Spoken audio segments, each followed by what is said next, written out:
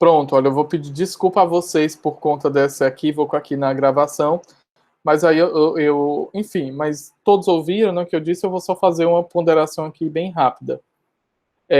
Dos principais causas, né, de degradação física e química dos materiais, né, nós vamos destacar nesse nosso curso as variações térmicas e higrotérmicas, né, que eu julgo que são as mais comuns e as que nós temos mais dificuldade em reconhecer, as ações, né, de gelo e degelo, e aí isso se dá, né, especialmente em condições que não são tão comuns, assim, tão frequentes para a nossa situação, mas tem muito a ver com a porosidade, a distribuição dos poros dos materiais, a abrasão, né, a cavitação e os impactos, que são efeitos, né, que mesmo que também não sejam tão recorrentes, mas eles também causam, né, degradação dos meus elementos, o risco ao fogo, as condições, né, que a estrutura sai depois de uma submetida à situação de incêndio.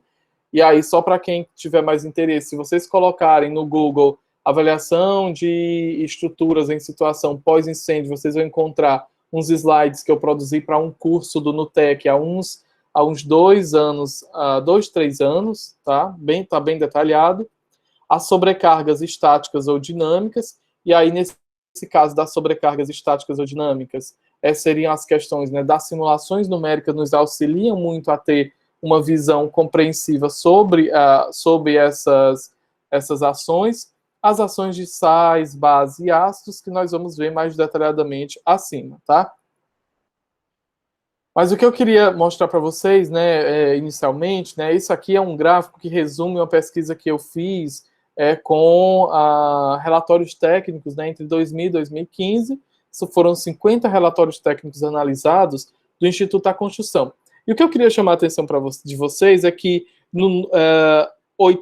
quase 85%, né, dos casos, eles apresentaram, né, sempre fissuras, apresentaram deslocamentos.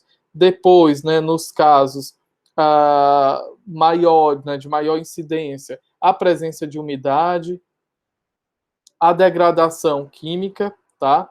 Aqui no ponto E.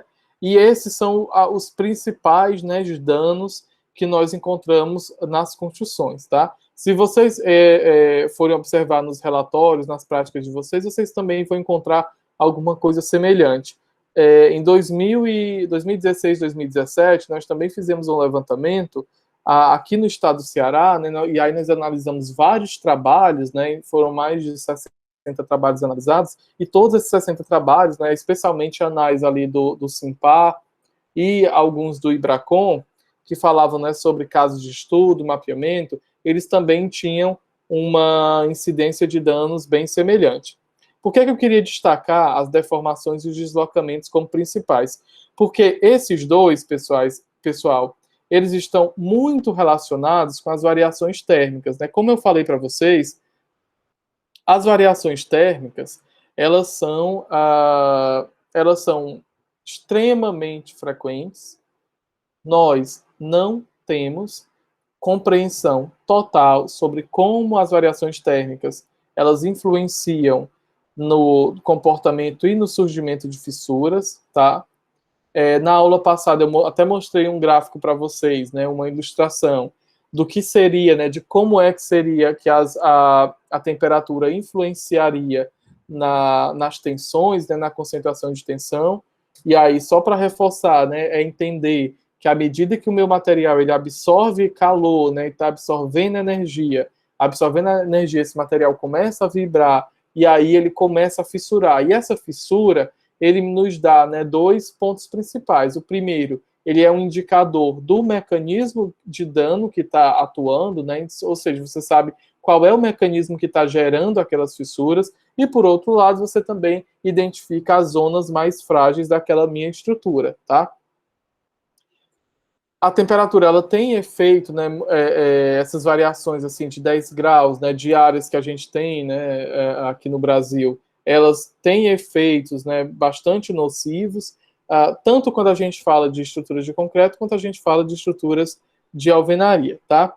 Então, essas variações, elas acabam gerando, né, quer dizer, as variações térmicas, elas acabam gerando variações dimensionais, né, que não é unidimensional. Então, você pode imaginar como se tivesse um corpo que está se deformando em N direções, tá, e de modo diferente.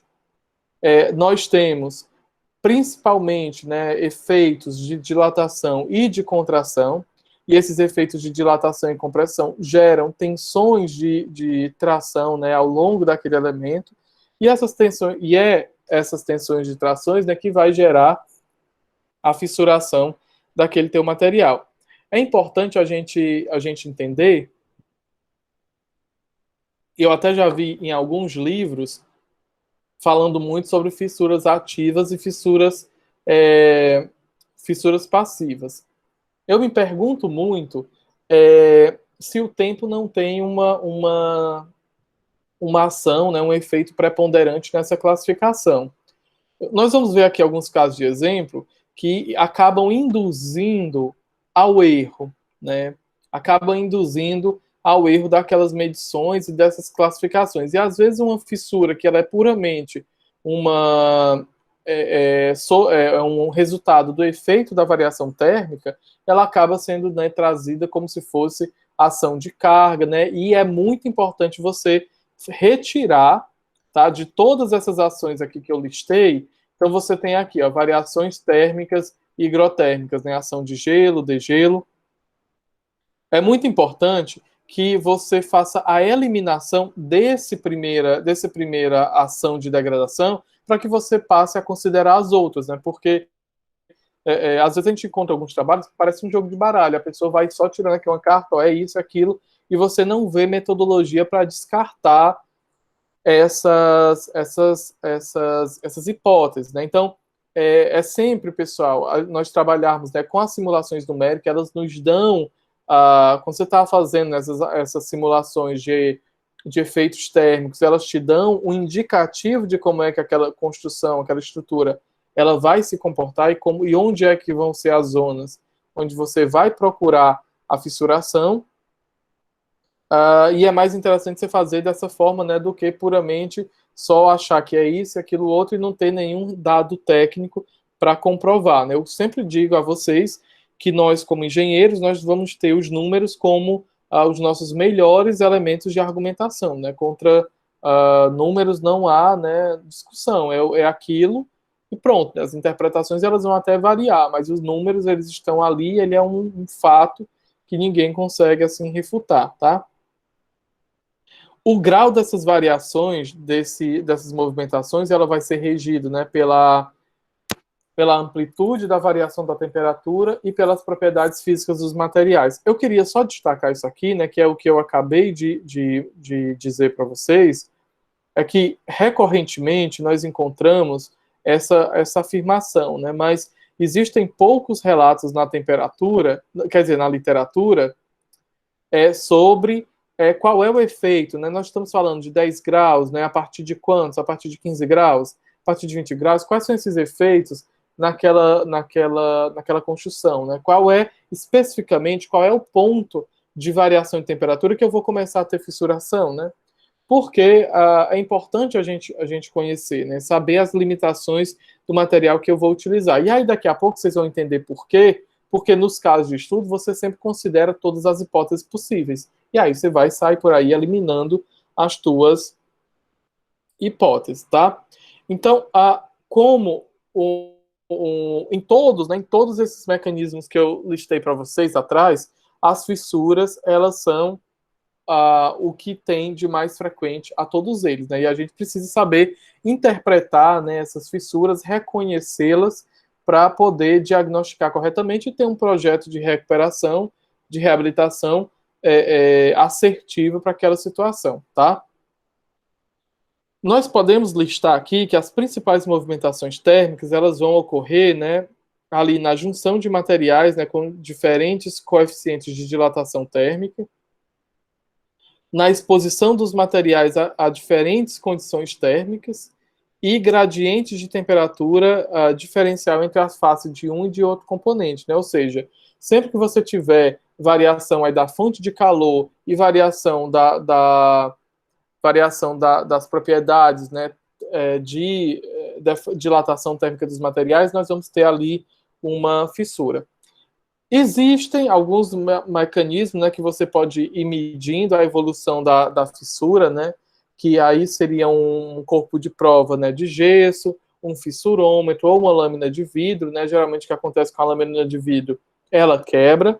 O fissurômetro, ele vai, né, você consegue ir marcando, né, qual é a progressão daquela fissura, e o gesso, ele também vai, você vai marcando, ele também vai partir, né, se a parede se movimentar, mas tem uma limitação que, por exemplo, quando nós estamos falando de efeitos térmicos, o que acontece é que essa fissura ela tem uma abertura e tem um refechamento, né? Tem uma época do ano que ela abre e tem uma época do ano que ela fecha.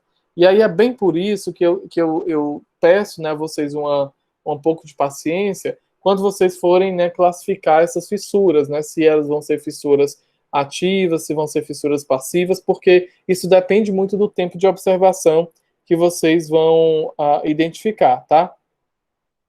Esses efeitos de fissuração, né, vistos de outro modo, é como se nós tivéssemos, né, na verdade não é nem como, é um efeito de fadiga naquele elemento, tá?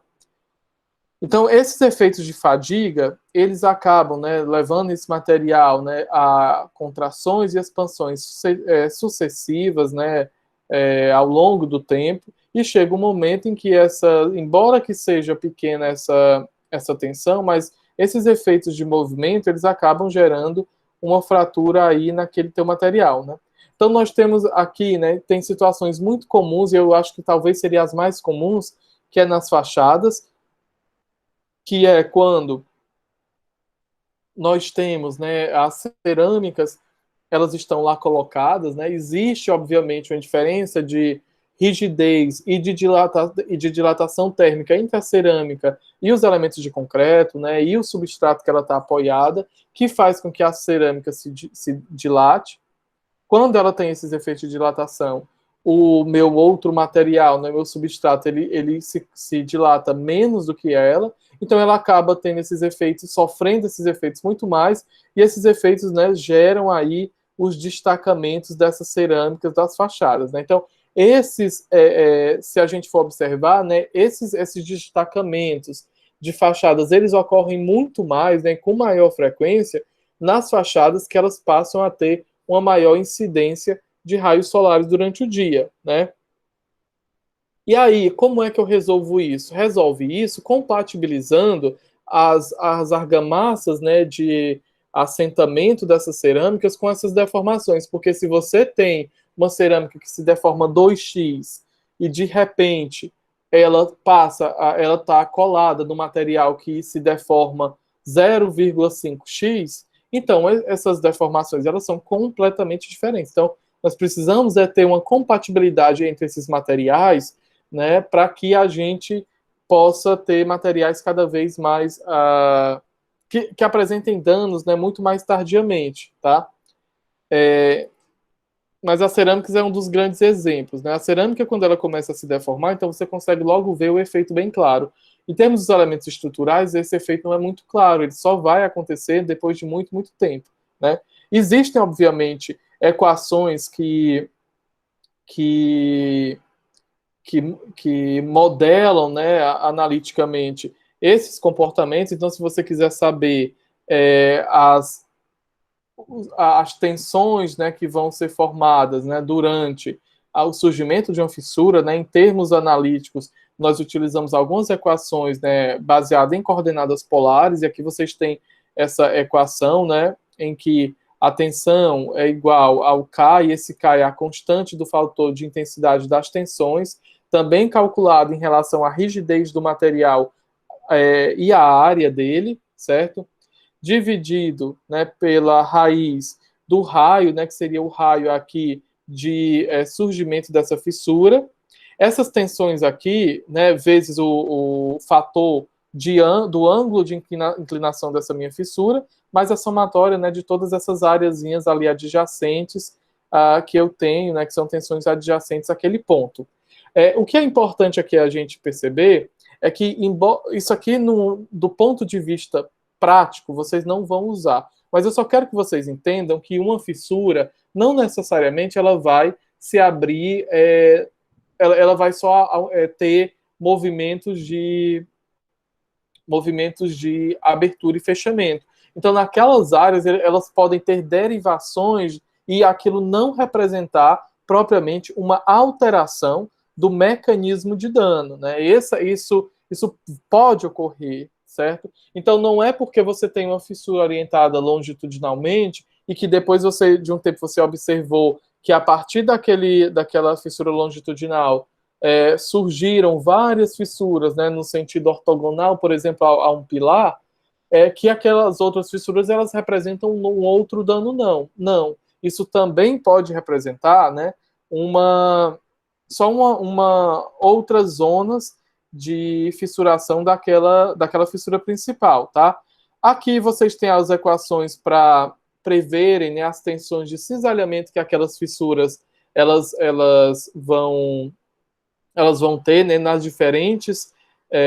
diferentes planos, né, especialmente no plano X e Y, e são equações que você pode utilizar, né, para prever se você não tem recorrência, né, a um software de simulação numérica, né, em elementos finitos, de repente você pode usar essas equações para simular, né, para ter uma ideia de qual foi a tensão máxima que aquela parede suportou para que você tivesse aquela fissuração. Por que isso é importante, pessoal? Alguém poderia me dizer por que é importante eu saber mais ou menos qual é o cenário, né, de carga, de tensão que aquele meu plano aquele meu plano do elemento ele suportou antes de fissurar?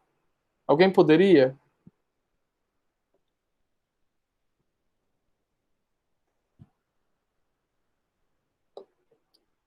Ninguém pode, pessoal. Cadê aí os. Eu queria uma resposta, né, do pessoal que já é engenheiro e uma resposta dos aspirantes.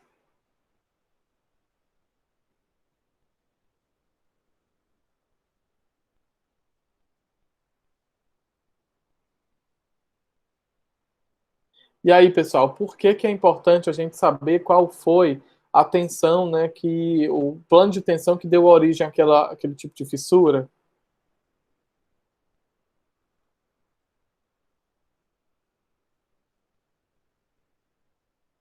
É como eu vejo que ninguém, né, se colocou aí apto para responder, é importante porque assim você elimina os efeitos térmicos, né? Porque se você tem, né, encontra tensões superiores a um MPa, então obviamente isso ali não se trata muito de uma fissura por influência térmica. Isso vai ter outras relações e aí você descarta esses efeitos e passa a investigar outras realidades, tá? Eu trouxe aqui para vocês um caso de uma fissuração sistematizada, né, na igreja de São Lourenço, né? Obviamente, esse aqui é um exemplo real que eu trouxe, mas se fosse uma estrutura de concreto seria muito semelhante, tá? Essa construção, ela é do século XVII, tá? Tem um estilo jesuítico, e essa igreja, ela está localizada, né, numa região onde nós temos propriedades do solo, né, não tão indicadas para a construção, tá? Então, sempre que a gente for fazer avaliação, né, e existir um quadro de fissuração global da estrutura, né, existir fissuras distribuídas em diferentes regiões, é muito importante fazer um estudo do solo para que você entenda como é que a deformação do solo ela pode influenciar, né, nesse mecanismo de dano, tá? A nossa hipótese principal, né, depois de várias visitas, obviamente que nós fizemos o levantamento da história da igreja, né, fomos atrás para entender como é que ela foi construída, todos os elementos, qual era a época, o que tinha, o que não tinha, para entender. E aí a nossa hipótese era, aqui nessa área de tracejada passa um túnel, tá? Que liga isso aqui é o porto, e do outro lado aqui desse rio, que seria o Rio Douro, você tem. Não é Águeda, esqueci aqui o outro nome. Tá na ponta da língua. Mas quem quiser aí pesquisar aí Douro, e do outro lado do rio tem uma outra cidadezinha, não é Maia, Gaia, pronto, Gaia. Outra margem é Gaia. A nossa principal hipótese, né, depois de uma visita, é que esse plano aqui ele estava apresentando uma movimentação no sentido de direção aqui a essa região onde tem um túnel, onde passa um túnel, tá? Por que que nós chegamos a essa conclusão? Por quê? Porque nós começamos a fazer visitas no entorno da construção e nós encontramos fissurações, né, em todo esse entorno que faziam, né, se a gente pegasse essas fissuras e colocasse aqui nesse mapa, elas iam fazer esse contorno, né? Então elas dão um indicativo de que esse contorno aqui ele está se movimentando de fato, tá? Então foi a partir daí que a gente criou essas movimentações. Que tipo de fissuras são esses, né? Por exemplo, diferenças de nível no próprio solo, né? As escadas elas apresentam fissura, uma fissura bem contínua, os muros também, né, de contenção apresentando essas fissuras, em alguns elementos de contenção, né, umas fissuras muito verticalizadas, tá? E depois nós começamos a fazer uma outra investigação no interior da igreja, que seria analisando como é que essas fissuras elas se distribuem na igreja. Uma coisa, pessoal, é você verificar as fissuras externas e outra coisa seria as fissuras internas. Por quê? Nas fissuras internas, você tem, como você tem outros graus de amortecimento e às vezes até de ampliação, né, da propagação das fissuras, então esses efeitos eles nem sempre eles são tão proporcionais. Mas aqui, olha, fazendo essa análise, nós analisamos as 6 capelas, e notem vocês que essas 3 capelas aqui desse lado, né, elas apresentam um grau, seria A, B e C, elas apresentam uma quantidade de fissura muito maior, né? Vamos analisar aqui o detalhe dessa capela D. Aqui nessa capela D, você tem uma fissura que passa principal, uma fissura dividindo aqui essa capela, né, basicamente ao meio. O que é que isso me dá um indicador? Me dá um indicador de que existe uma movimentação nesse sentido e nesse sentido, ou seja, essa capela que seria essa daqui, é como se essa parede estivesse movimentando nesse sentido, e essa daqui ou está fixa, ou está se movimentando no sentido contrário, tá? Então, juntando, olhando, né, de forma panorâmica, eu vou pegar depois aqui a C, né, que a gente começa a entender. Vamos pegar aqui a capela C, né, vou pegar aqui essa capela C. Nesse caso, você vê uma fissura que não está no sentido longitudinal, ela está no sentido transversal. Ou seja, é como se essa fissura ela tivesse assim, né, e tem mais uma fissura transversal. Existe tanto um movimento aqui nesse sentido, né, de deformação, quanto também existe nesse sentido. Se eu fosse transformar isso aqui numa resultante, né, ele seria uma coisa mais ou menos assim. Então, é a partir das indicações, né, de movimentação que eu vou criando esses vetores que nós vamos tendo indicadores de como é que aquele material, aquela estrutura, ela está se deslocando. Um outro ponto de esclarecimento foi esse ponto aqui, onde nós tínhamos fissuras, né, aqui nessas regiões, e que eles também davam indicativos de que não só esse vetor aqui, por exemplo, ele dava um indicativo de que a movimentação era nesse sentido, tá? E ela também estava girando, né? Porque a gente encontrava um giro ali na base de alguns pilares. Do outro lado aqui dessa região, que seria essa região aqui, nós não encontramos fissuras, né? Uma grande presença de fissuras, o que indica que essa região toda aqui, né? Também pelas outras fotos, elas estavam mais consolidadas, portanto, existia claramente uma tendência de movimentação dessa área da igreja, né? E não da área anterior, tá? E aí, aquela nossa hipótese, ela foi, de fato, confirmada, tá? Só para que vocês tenham uma noção, essas fissurações, elas eram provenientes nos relatos históricos, nos documentos históricos que nós analisamos, nós vimos que havia sido retirada uma camada de terra, né, para a confecção, né, para a execução do túnel de ligação entre as duas cidades. Só que depois, de algum modo, a compactação ela não foi feita corretamente, né? E era aquele maciço que estava se movimentando, e o maciço se movimentando, ele estava puxando parte da igreja. Ou seja, imagina que nós indicássemos que deveria fazer uma consolidação da igreja. Ela continuaria com essas fissurações. Por quê? Porque o mecanismo de dano não se tratava da igreja, né? Se tratava do maciço sobre o qual a igreja estava apoiada e era esse maciço que estava se movimentando, tá? Um outro caso de estudo aqui que eu trouxe para vocês é de uma estrutura de concreto armado. Eu não vou, né, obviamente, mostrar os detalhes, né, o nome da empresa e tal, mas essa empresa, né, ela nos contactou porque tinha algumas fissurações. Existia também houve um vazamento, né, de um cano, uh, um vazamento de um cano. Esse vazamento gerou também um carreamento de material e nós também não sabíamos até que ponto, tá? Então, foi feito, né, nessas duas primeiras... ok. E também existiam muitas fissuras nessa região desse prédio e as pessoas estavam achando, né, que que o prédio ele estava afundando como um todo, né? Então nós fizemos os ensaios de percussão, né? Como é esse ensaio de percussão? É pegar o martelo e ir batendo, né? E vendo a qual é o ponto, né? Que você não tem um som cavo. Só para vocês terem noção, olha o que o vazamento fez. Olha, o vazamento era aqui, então ele conseguiu carrear um material, né? Sedimentos de toda essa região aqui que está achurada, tá? Aqui vocês veem as fissuras, né, dessas regiões.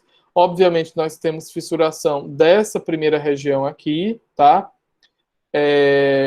A fissura F4 e F5, mas também temos fissuras em todo o entorno. Então, será que era uma situação, né, de movimentação local de fundação, ou era o prédio todo? O que estava acontecendo ali? Ou essas fissuras já estavam, digamos assim, conformadas, né? O que nós precisávamos investigar? Nós precisávamos investigar a causa desse mecanismo de dano, né? O mecanismo de dano para saber qual era a intervenção a ser realizada, tá?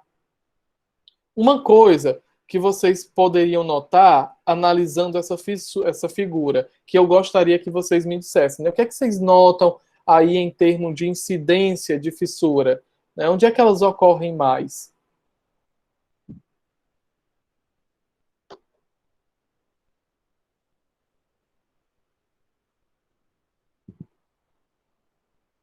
Hein, pessoal?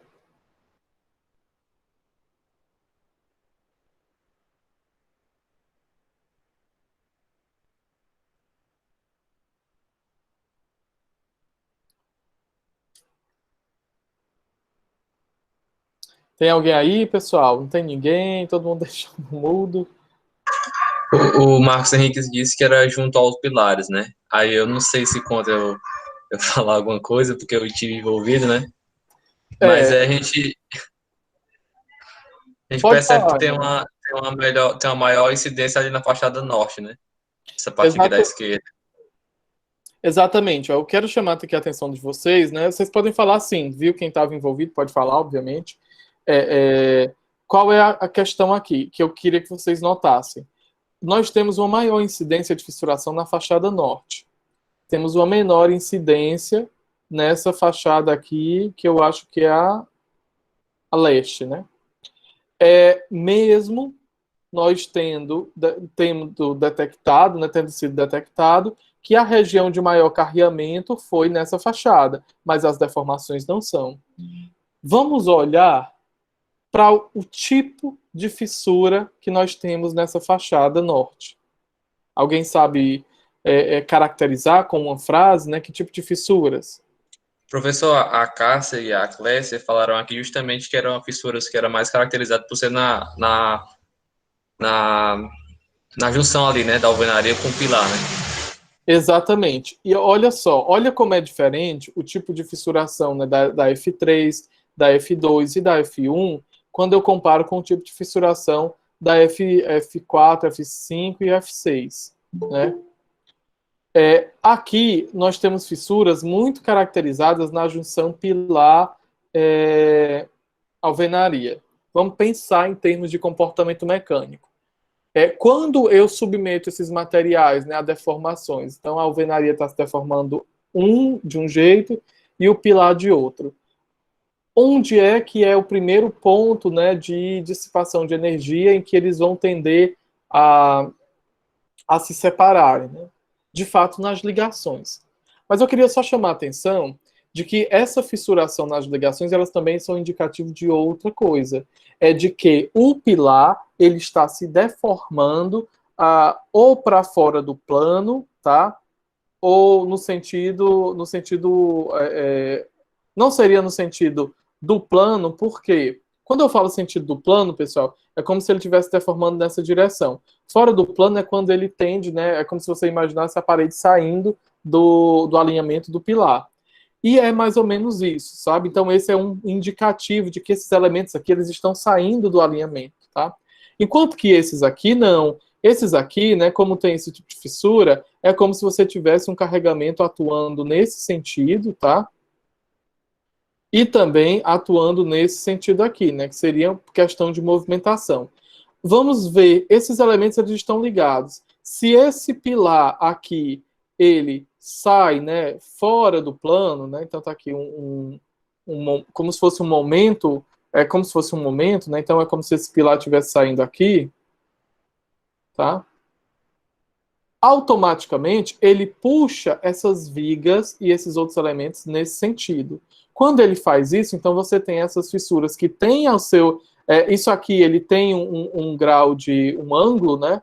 Tem um ângulo que, obviamente, isso aqui não está ocorrendo a 90 graus perfeito. Tem algum ângulo. E tem por quê? Porque aqui nós encontramos fissuras, né, de deformação no sentido contrário à ação da gravidade. Então, você tem esse mecanismo que você já pode supor a partir daqui dessas configurações. De seguida, né, uma vez que você tem essa hipótese, então você só vai comparando, né, e vai vendo se a tua hipótese ela tem pernas para andar. Novamente, analisando outros cenários, né, outras caixas, você vê que fora dessa região aqui da fachada norte, então nós temos poucos casos de danos, né, e são fissuras que, nomeadamente, se restringem às bases, né, às aberturas, e que estão muito localizadas também nos encontros pilar-alvenaria, tá?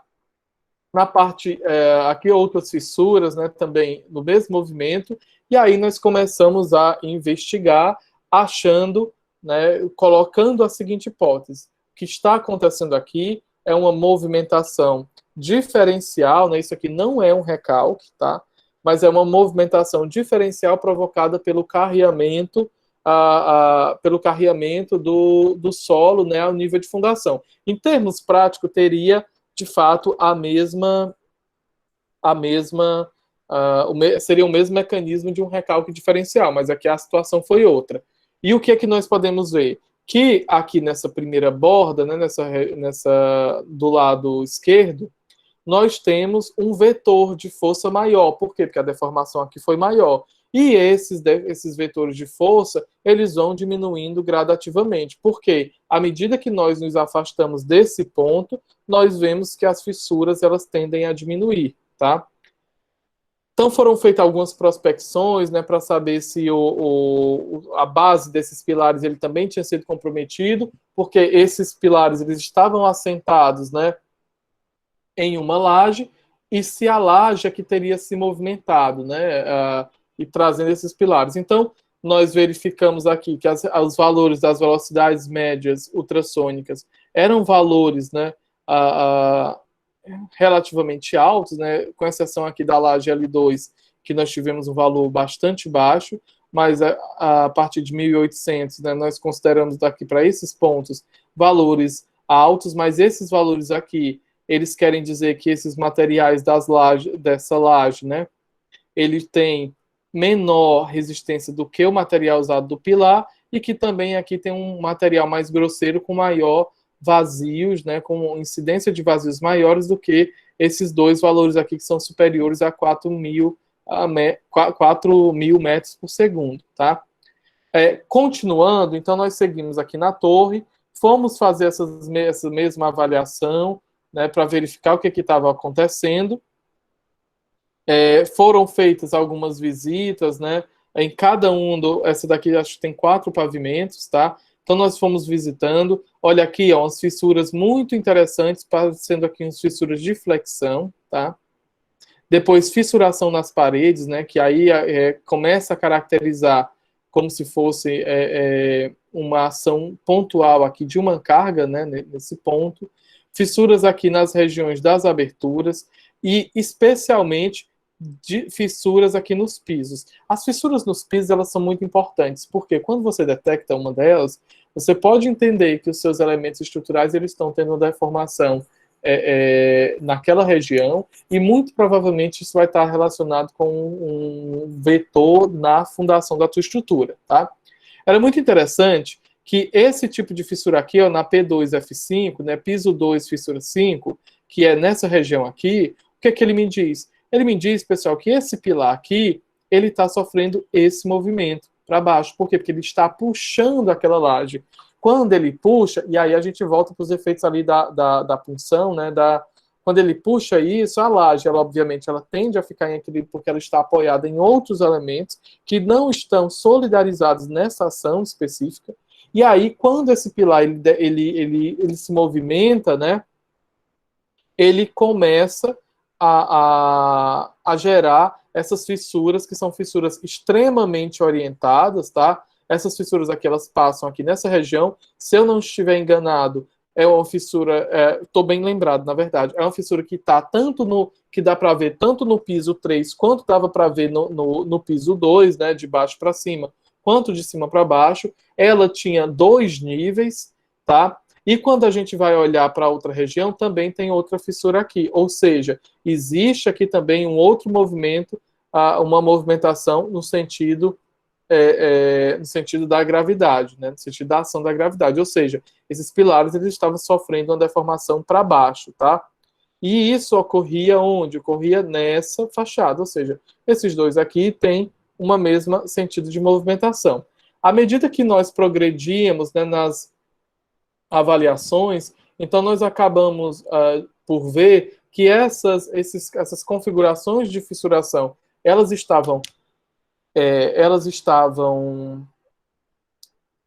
se repetiam, né, nos pisos maiores. Obviamente, quanto mais alto era o nível do piso, mais fissuras você observa. Por quê? Porque é ali onde o prédio acaba por vibrar mais, né? Então a parte mais superior ele tende a ter uma vibração maior. É por isso até que quando a gente tem que dimensionar amortecedores, né, antissísmico, ou você coloca logo lá na base, ou então você coloca lá em cima, né, na maioria dos casos, por conta da dissipação de energia ser mais efetiva lá no topo do que na base, tá? E encontramos também uma fissura nessa região. Essa fissura aqui, pessoal, é uma fissura muito característica de vibração, tá? Porque é uma fissura, aqui tinha um motor, né, de vibração, e é uma fissura muito característica, como se eu tivesse aqui movimentos né, que faziam com que esse meu material, né, em termos práticos, ele sofresse esse tipo de ação, né, ação de contração e expansão, e isso aqui é como se fosse uma vibração mesmo, né? Até a gente entender que as vibrações, elas incidem naquele material e ele tende a se movimentar em vários sentidos, né? E obviamente no sentido mais fraco é que ele acaba rompendo. Se a gente observar aqui, nesses dois outros sentidos, nós não temos tanta vibração, porque logo aqui você tem vários outros elementos que restringem a movimentação, mas aqui não. Aqui a gente já tem uma vibração que passa, né? Na verdade ela sai dessa viga e passa aqui por essa pequena trecho de laje, né?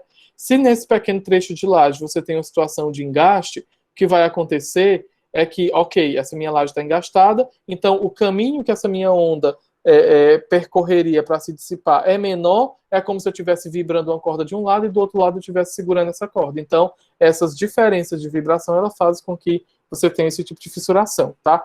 As outras fissuras, elas acabam se repetindo nos outros pavimentos. Obviamente, nós tivemos que construir um modelo numérico e começamos a fazer algumas simulações para entender como é que essa estrutura estava se comportando.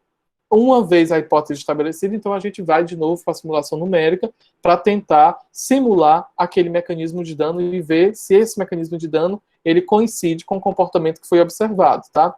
Então, nesse caso aqui, nós usamos um modo de elasticidade de 30 gigapascal. Esses 30 gigapascal é baseado nos ensaios de ultrassom que nós fizemos, tá, ao longo dos elementos, em vários e vários elementos, tanto nos pilares quanto nas vigas, isso é uma média.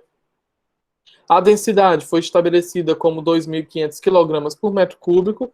A resistência à compressão axial, né, foi adotado um valor de 30 MPa, isso muito baseado nos ensaios de esclerometria que nós fizemos, e o coeficiente de Poisson foi adotado, né, como sendo 0,20, porque eu estou tratando aqui do concreto armado, tá? Então, essa aqui é a situação, né, de engaste, né, da base como nós utilizamos, e aqui seriam os resultados que nós tivemos, tá? Então, aqui vocês podem ver algumas deformações, né, deformações máximas nessa face, tá? E eu coloquei aqui só um trecho do relatório, né, que foi em relação à direção Z, e eu vou ler aqui para nós, tá? No eixo Z, pode-se notar que grande parte da estrutura sofre deformações direcionais entre 0 e 1 milímetro. Olha só, isso aqui não é uma deformação muito grande, a deformação entre 0 e 1 milímetro é suficiente para causar aquele grau de fissuração inteiro, né? Destacando-se apenas as lajes do terceiro e quarto pavimento, que sofreram as maiores deformações, alcançando o máximo de 15 milímetros no sentido negativo do eixo da laje do quarto pavimento, né? Mostrando sua maior susceptibilidade a deformações. Tá? Então, aqui, pessoal, exatamente o que eu tinha falado em termos de regras gerais, mas o que nós temos aqui é uma simulação, né, que acaba confirmando aqueles cenários, tá? Se a gente for observar aqui, obviamente, se a gente tem tendências de deformação, né, de deformação maior nessas outras lajes, porque esses efeitos da base eles acabam sendo repercutidos e ampliados lá para cima.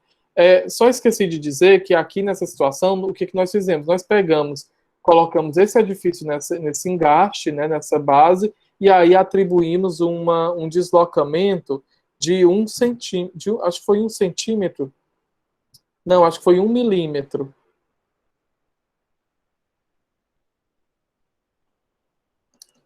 Renan, tu lembra dessa análise que nós fizemos? Eu acho que é um deslocamento de 1 centímetro no sentido negativo aqui do eixo X, do eixo Z, 1 centímetro.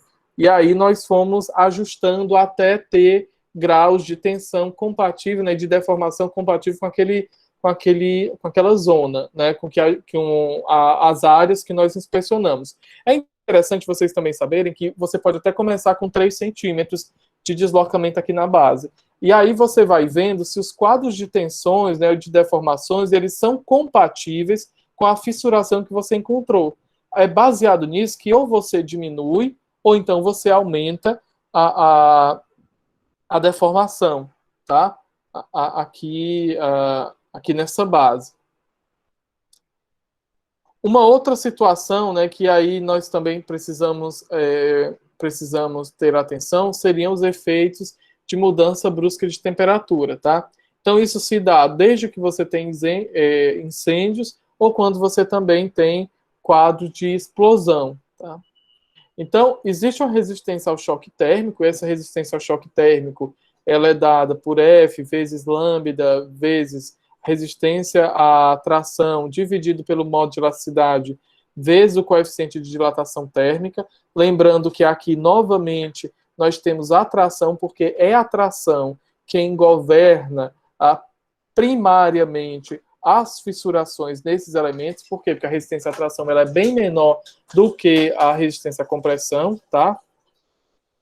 E aqui nós temos uma curva típica, né, de incêndio, que passaria aqui pela fase de ignição, a fase de aquecimento, a temperatura máxima do incêndio e depois a parte de resfriamento, tá?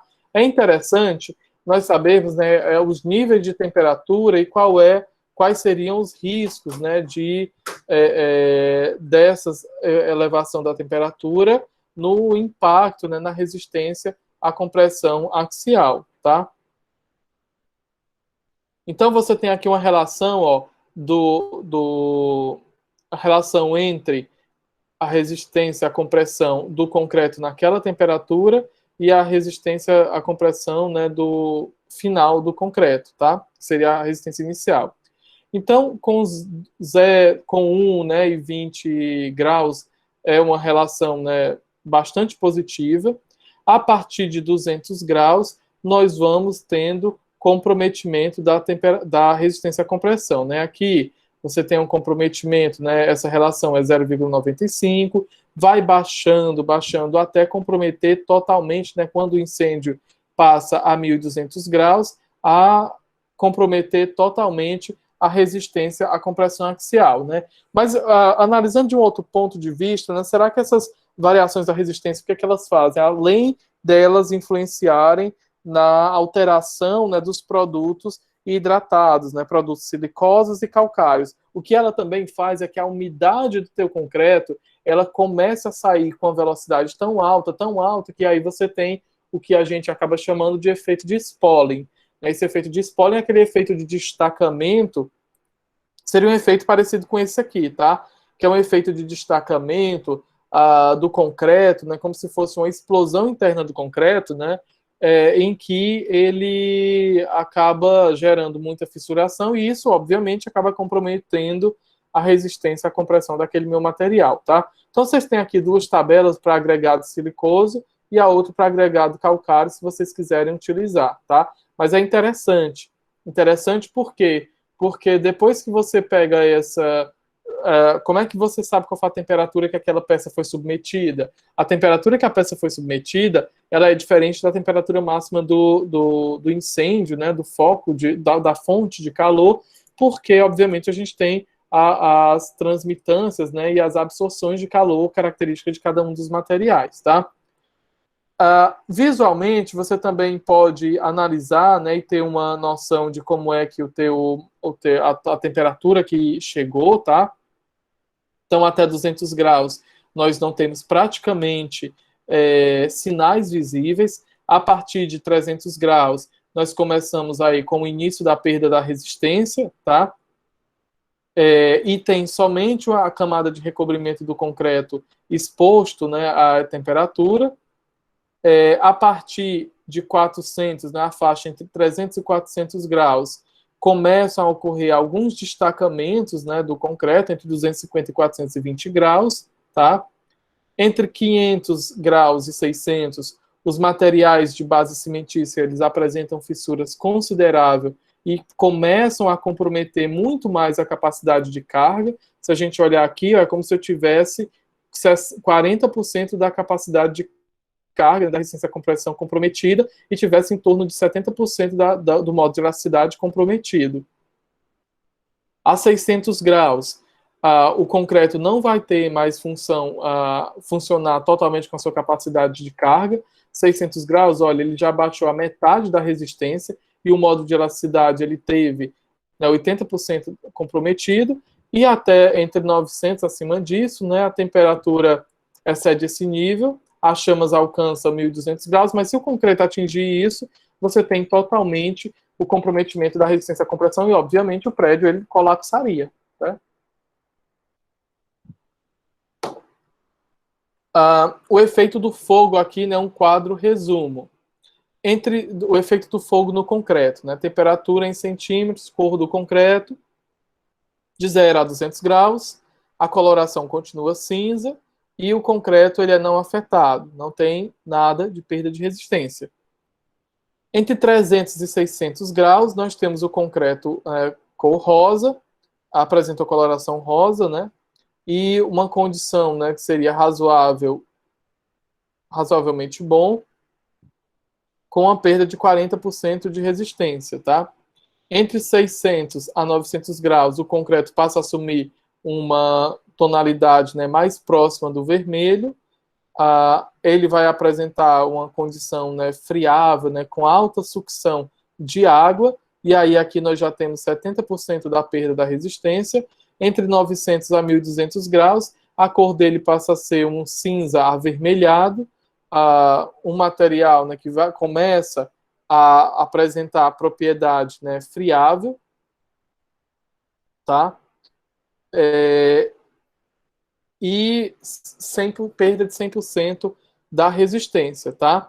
Acima de 1200 graus, o concreto ele assume uma forma amarelada, ele começa a ser decomposto e a perda de resistência também 100%, tá? Quando eu digo friável, pessoal, é um material que ele é possível de sofrer aí uma fragmentação por conta das altas fissurações dele, tá bom? Falando um pouco dessas temperaturas, né, dos efeitos cíclicos da temperatura, então nós podemos falar um pouco sobre as configurações típicas dessas fissuras, né, como eu falei para vocês. As variações de temperatura, as variações de umidade relativa, geralmente elas têm um comportamento inversamente proporcional, né, quanto maior a temperatura, menor a umidade relativa e vice-versa. E elas têm efeitos, né, combinados, preponderantes nas deformações, nas variações dimensionais, né, das estruturas, tá? Aqui, por exemplo, só para vocês terem noção, esse caso de estudo é um caso de uma outra igreja que nós analisamos, onde tinha um pilar que tinha sofrido uma ação sísmica, então o pilar tinha saído do eixo dele, tá? Mas esse pilar, ele se encontrava mais ou menos estabilizado. De uns tempos para cá, começaram a surgir fragmentos de argamassa caindo no piso e as pessoas começaram a se apavorar. Então elas queriam saber se as fissuras e os destacamentos que estavam acontecendo era caso, né, de recuperar o pilar todo, era efeito de temperatura. As nossas medições, e é aqui onde eu chamo a atenção de vocês, as nossas medições aqui, elas demoraram 1 ano, tá? Então vocês veem aqui a curva, olha, aumentando aqui a amplitude da movimentação e aqui diminuindo. Esse aqui seria o eixo 0, tá? Então aqui é como se ele se movimentasse para a direita e aqui ele se movimentasse para a esquerda. Vamos analisar. Se eu tenho aqui o ponto A, tá? E eu começo a analisar ele ao ponto B. Como é que eu classificaria essa fissura, pessoal? Eu diria que ela é uma fissura passiva ou uma fissura ativa, se eu considerasse só esse intervalo de tempo, que corresponde aí, por exemplo, a 2 meses. E a gente sabe que na prática as pessoas não esperam isso, elas esperam 1 semana, né? E aí, pessoal, como é que vocês classificariam? Como uma fissura que está ampliando, uma fissura ativa, né? Ou uma fissura já estabilizada?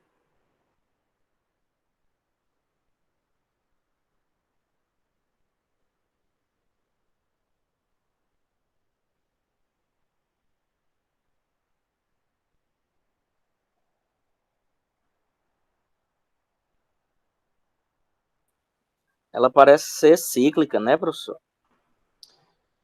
Mas eu estou perguntando se você analisasse só observando o ponto A e o ponto B. Analisando só esse trecho. Ela parece estar aumentando, né? Exatamente. Era aí que eu queria chegar, porque o que é que acontece? Em vários e vários casos, e aí vocês podem me dizer um pouco da experiência de vocês, né? As pessoas vão lá, né, técnicos, inclusive, às vezes sem essa consideração, classificam essa fissura como se ela tivesse em progressão, mas na verdade é uma fissura já estabilizada. Concordam comigo?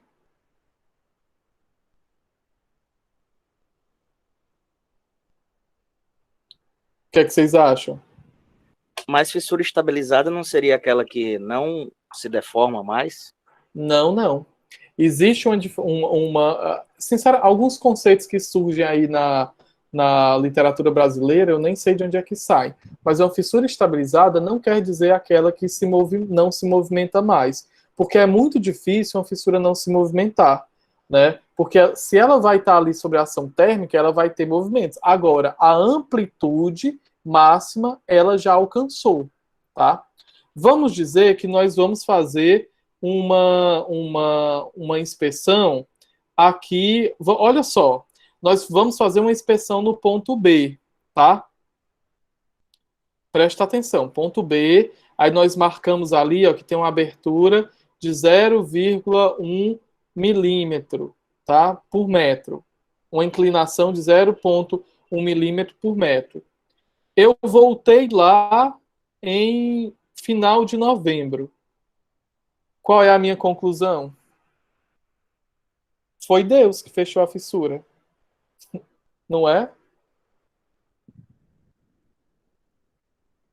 O que é que vocês diriam? Imagina vocês pegam esse cenário, que vão lá, a fissura ela continua aberta, mas aí ela regrediu, né? O que é que vocês diriam, como técnicos, se vocês pegassem o sentido contrário dessa curva de B para C?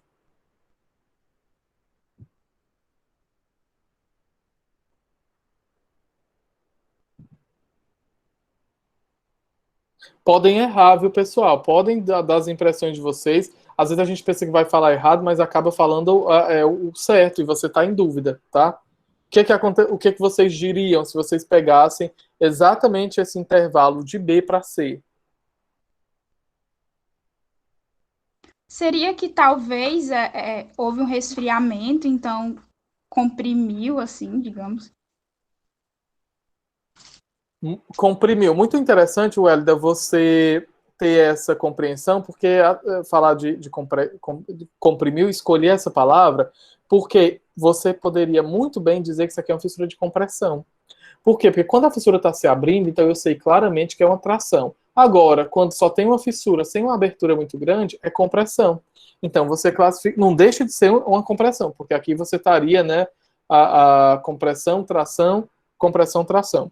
Mas você diria, não, é porque esse elemento aqui está comprimindo o outro. Se está comprimindo, é porque tem uma carga atuante ali em cima, que excedeu o limite de carga do teu material. Só que não é verdade isso.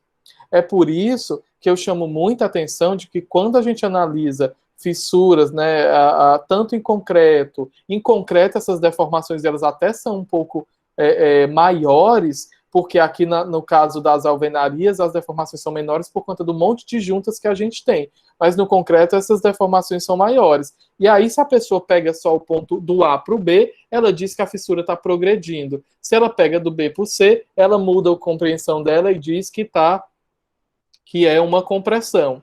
O que é que nós devemos fazer nessa situação, hein, pessoal? Pensem aí só um minutinho, que eu vou só acender aqui uma luz.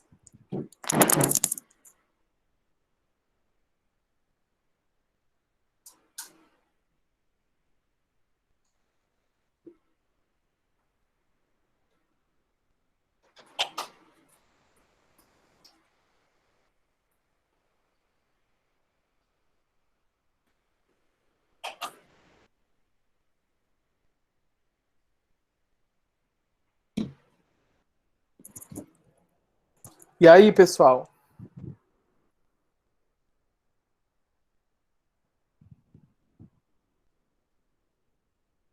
O que é que vocês diriam desse cenário?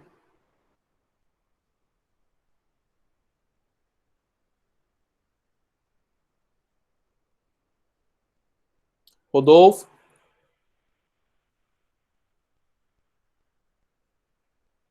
Estou pensando aqui, professor. Não é complicado? É por isso, pessoal, que não, olha, nem no que eu não confio 100% em tudo que vocês escutam, né? Vão lá pesquisar. Pode até ser que eu esteja aqui mentindo para vocês, né? Mas às vezes a gente encontra regrinhas tão práticas, tão bonitas, que elas não se enquadram, certo? E não é assim, né? Ah, não, a fissura aumentou de tamanho, ela é uma fissura ativa. A fissura diminuiu e o que aconteceu, né? Não é. Você tem que olhar para as amplitudes e tem que olhar para o tempo de observação. É por isso que uma das maneiras de você não se comprometer dessa forma é colocar no relatório o seguinte: olha, foram feitas observações dos dias tal até o dia tal, baseado nessas observações, houve um aumento da amplitude, não falar em abertura, né, um aumento da amplitude da fissura em tantos milímetros. Porque se você for voltar lá novamente, você pode encontrar esse ponto C. E aí fechou. E aí o que aconteceu? Né? Ou então, imagina que você pega do ponto C e você, né, vê a movimentação no sentido contrário. Tá? Então, é interessante que vocês tenham em mente que a gente precisa, para analisar efeitos térmicos, a gente precisa ter uma compreensão maior e demora tempo? Demora. Tem uma situação para fazer isso mais rápido? Não tem, tá? Não vai ter. Tem que esperar mesmo. E aí é fazendo essas observações periódicas, né? Pelo menos observar ali durante uns 6 meses, né? Em termos técnicos também é bom porque você faz mais visitas, né? Mas essa aqui não é aquela visita gaiata, não. Que a pessoa colocou porque quer ganhar um dinheirinho extra, não. É porque ela realmente é necessário. E aí você já bota essas visitas dentro do teu orçamento. Mas eu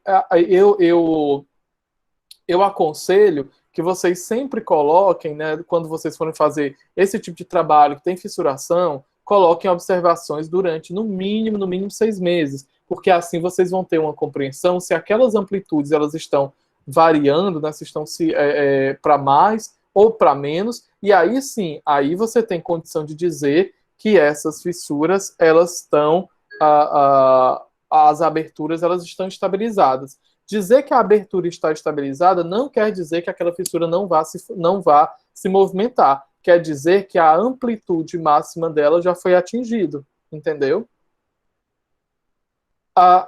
Pegando os resultados, né, cruzando os resultados de temperatura, olha só o gráfico de temperatura como ele parece com o gráfico aqui da deformação, não é? Então, olha, quando a temperatura sobe, aquele pilar, né, que nós estávamos analisando, ele tem uma deformação máxima. Quando a temperatura baixa, a deformação dele diminui. Notem vocês ó, que a amplitude aqui nos meses mais frios, ela é menor do que a amplitude de movimentação da fissura nos meses mais quentes. É por isso que aqui no Brasil nós vamos ter sempre aberturas maiores do que, né, praticamente as observadas nas mesmas estruturas na Europa, nos Estados Unidos, enfim, nas regiões norte, tá? Quando você faz uma relação, né, direta e tira uma função, né, junta esses dois valores, você pode juntar isso aqui num gráfico e fazer uma curva de evolução, né, de temperatura por umidade, vou colocar aqui, ó, temperatura por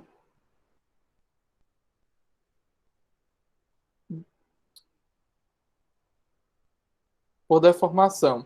Deformação aqui seria o Ezinho, tá? Esqueçam isso aqui. Eu vou riscar. Por deformação. Quando você faz uma correlação entre esses dois valores, temperatura e deformação, você vai ter uma reta. Essa reta você vai tirar uma função.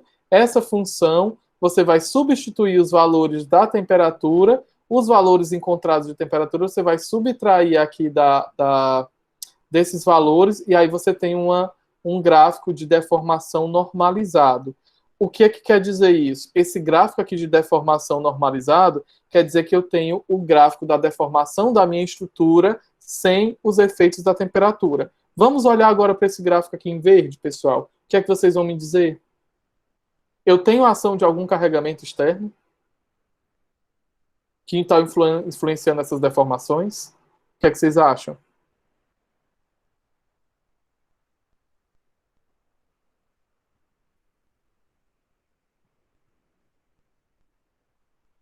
Bora, meu povo, o tempo está passando e a gente tem muita coisa para ver ainda. O carregamento parece ser constante, né? Exatamente. Então, isso quer dizer que as movimentações daquele meu elemento, elas são oriundas da influência da temperatura e da umidade, tá? Nós fomos um pouco mais específicos e o que é que nós verificamos aqui nesse gráfico? Que a partir de 80% de umidade relativa, né, ou seja, a partir daqui, ó, 80% de umidade relativa e para temperaturas maior do que 15 graus, né, seria aqui e aqui, seria aqui, é quando nós temos que a temperatura ela acaba influenciando mais na movimentação, né? Olha aqui a angulação, do que a umidade relativa, né? Então, acima de 80% de umidade relativa, nós temos um efeito muito maior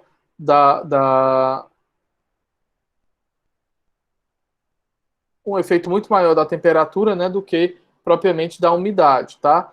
E nas deformações em geral.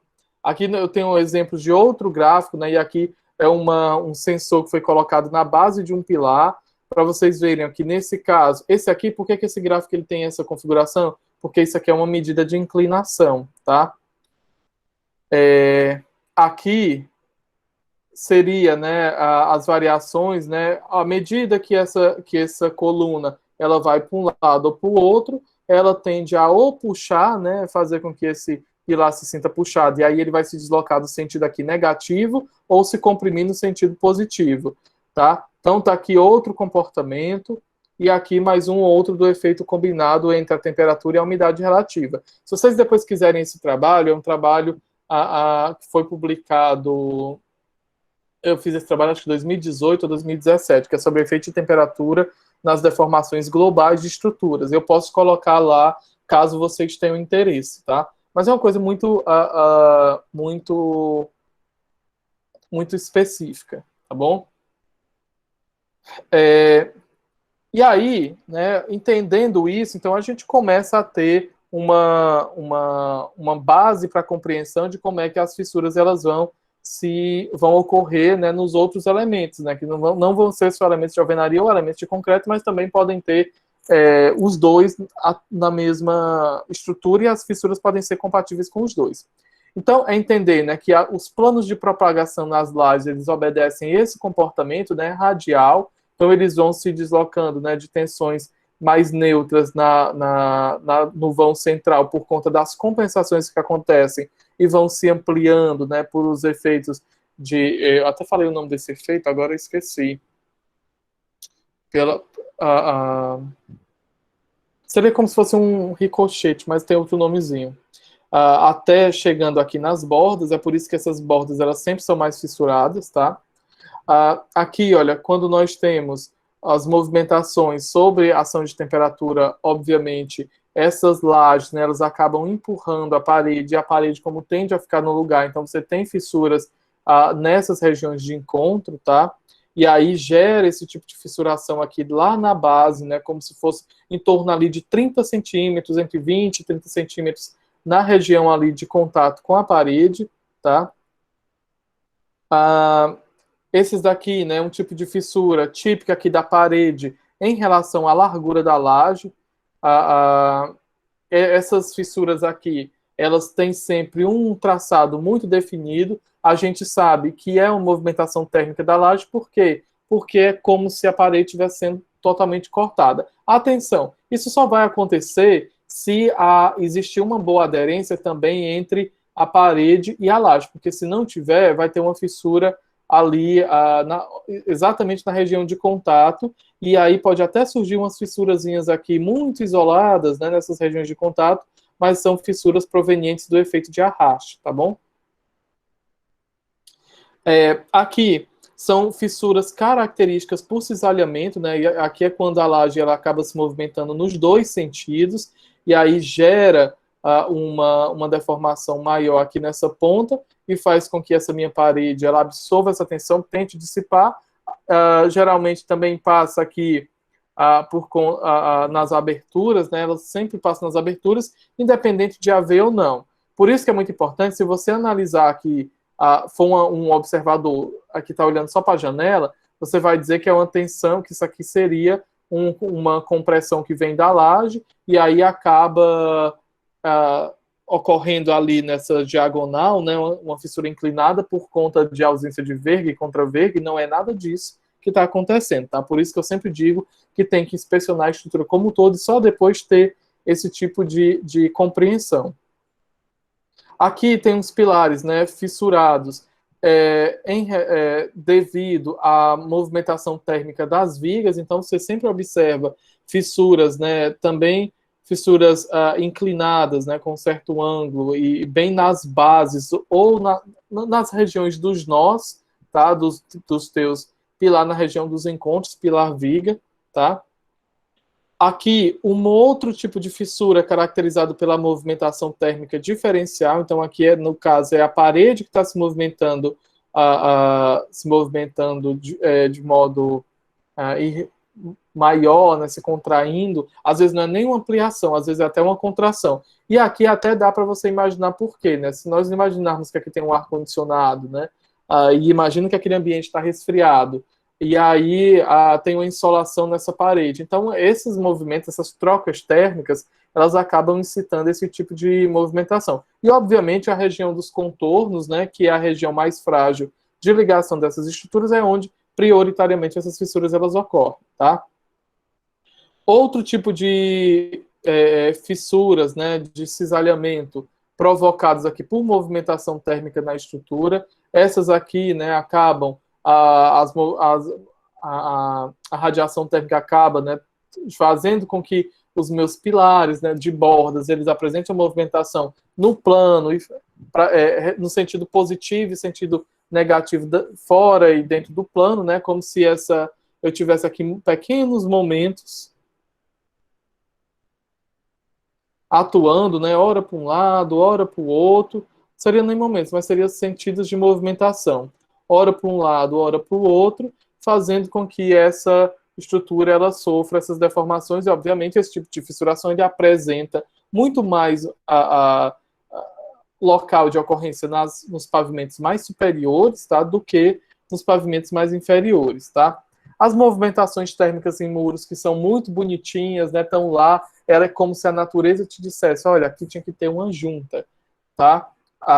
E elas acontecem sempre, né, muito verticalmente.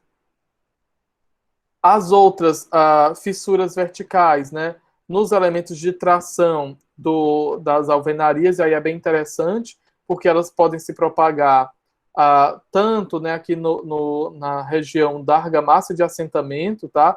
E elas também podem se propagar aqui de tijolo, no tijolo, sem ter um contorno. Essa situação aqui, pessoal, ela é muito mais comum quando você tem uma carga pontual atuando e que gerou ou uma tração ou gerou um esforço cortante em alguma dessas regiões do que aquela outra, tá? Aquela outra é quando você tem uma deformação um pouco mais lenta, que dá tempo essa ação ela ser um pouco melhor distribuída do que esse segundo comportamento, né? Ali é como se eu tivesse um comportamento de ação, né, de tração mais lento e o segundo com ação de tração mais brusco, tá?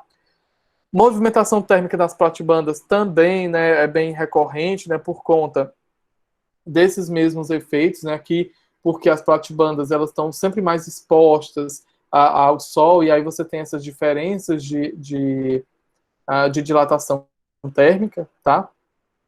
As movimentações nos pisos, que eu acho que não, foi eu que mostrei, que fazem, né, com que o teu material... Aqui não é só movimentação térmica, acaba sendo também um pouco de efeito de umidade, faz com que esses teus materiais eles acabem se expandindo, né, ou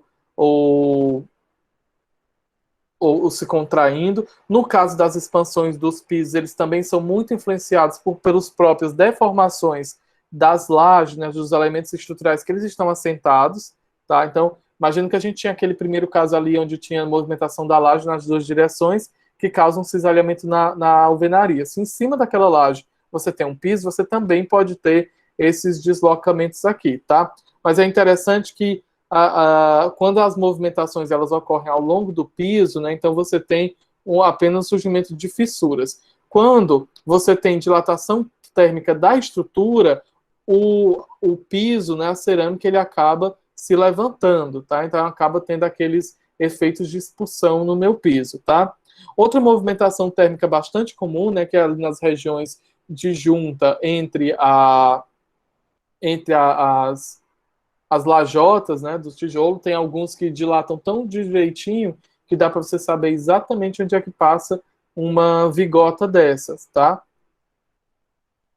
Outros tipos de fissuras, né, que são provocados também, né, por efeitos ambientais, mas que estão relacionados a variações higroscópicas, né, e aí a gente entende que são variações na umidade do próprio material. Esse tipo de fissura aqui é uma fissura, né, que se eu fosse caracterizar em termos de mecanismo da mecânica da fratura, né, são fissuras, tipicamente fissuras de fadiga, né, que elas acabam se distribuindo, e é um efeito muito generalizado, tá? Essas fissuras que vocês encontram em mapa, em alvenarias de vedação, elas são muito encontradas, né? Às vezes também em cerâmicas, só que lá na cerâmica a gente chama isso de gretamento.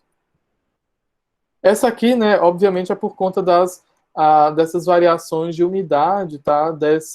Entre o meio externo e o teu material. Aqui esses efeitos de variação dessa umidade interna vão causar assim, essas movimentações, e essas movimentações, né, geram uma fadiga daquele material e acaba tendo a fissuração. Só que isso aqui, quando a gente analisa os efeitos térmicos, eles são efeitos mais globais que atingem o elemento como um todo. Aqui são mais localizados e podem ter diferentes gradientes ao longo da área daquele elemento, tá?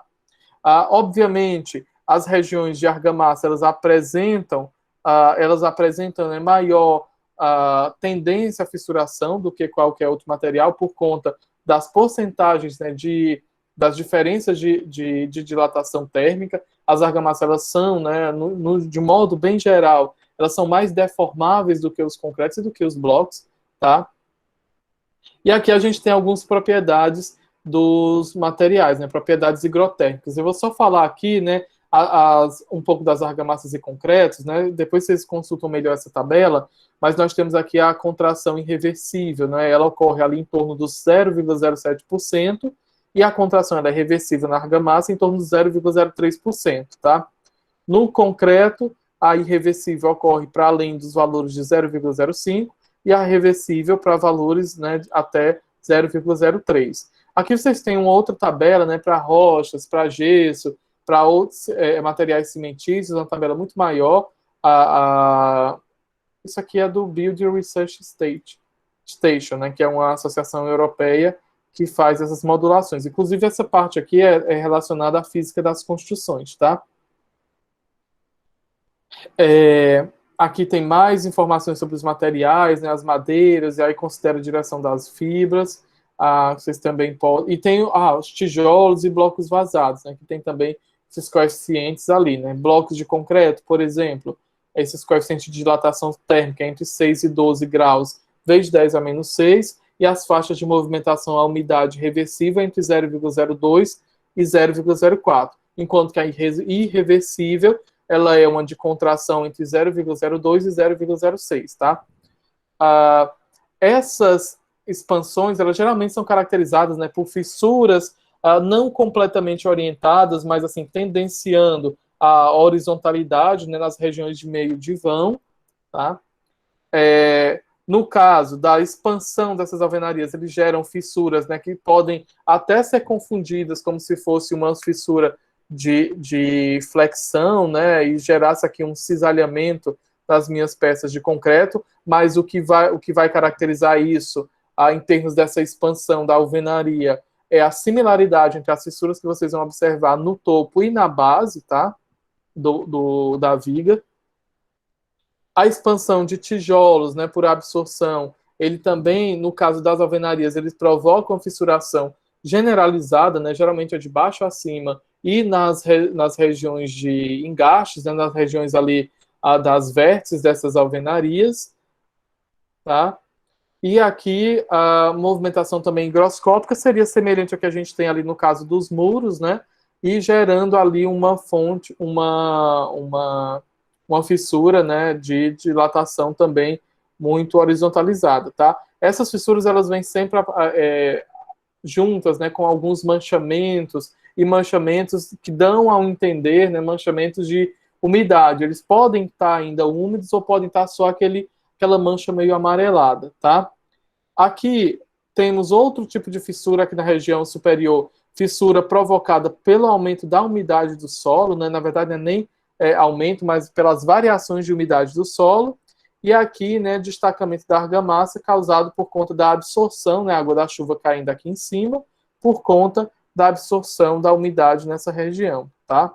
Aqui é um outro caso de estudo que eu trouxe para vocês, que é eu fui para esse caso, acho que em 2017, que é um caso muito típico de movimentação térmica. Olha o sentido da fissuração. As cerâmicas, né, elas não estavam levantadas.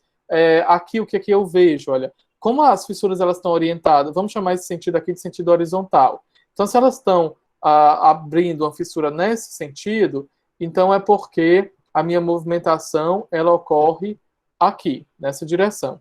Se existem outros tipos de fissuras também na outra direção, né, no sentido vertical, então eu também tenho uma expansão dessa região. Tanto é que aqui, ó, você forma um quadro, né, que parece, né, se a gente fosse olhar aqui nas paredes do entorno, seria praticamente uma fissura que também se propaga nas vigas, que dá a entender que ele disfarça, né, que seja um cisalhamento. É um cisalhamento, mas não é um cisalhamento por conta de carga atuando, não, por efeito térmico também, tá?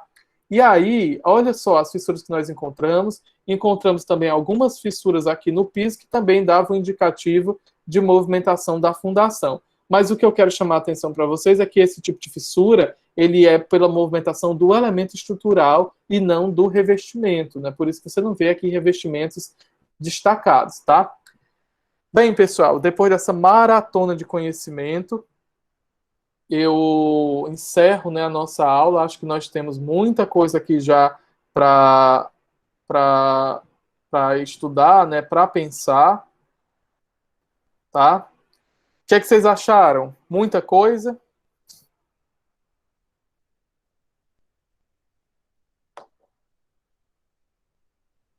Ou vocês já desistiram de mim? Já foram todos embora e eu fiquei aqui falando só?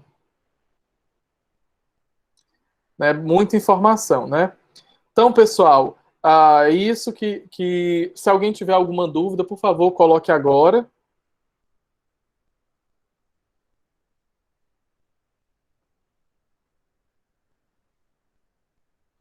Ninguém tem dúvida, né? Eu vou preparar uma prova bem especial, porque eu quero saber se todo mundo realmente está entendendo tudo ou não estão entendendo nada, né? E aí, pessoal? Professor, qual seria o procedimento numa fissura dessa que fica abrindo e fechando ao longo do ano? Olha, você tem duas situações. Ou você convive com aquilo, ou então você fecha ela com um material expansivo, né? Um material que permita essa dilatação, tá? Geralmente o pessoal faz isso com a argamassa. A argamassa que as pessoas colocam, né? Ela tem um coeficiente de dilatação bastante alto, né? Qualquer argamassa serve para fazer esse fechamento. Às vezes a pessoa, vamos colocar uma resina epóxi. Não é tão necessário, sabe? Uma argamassa resolve essa situação. Tá bom?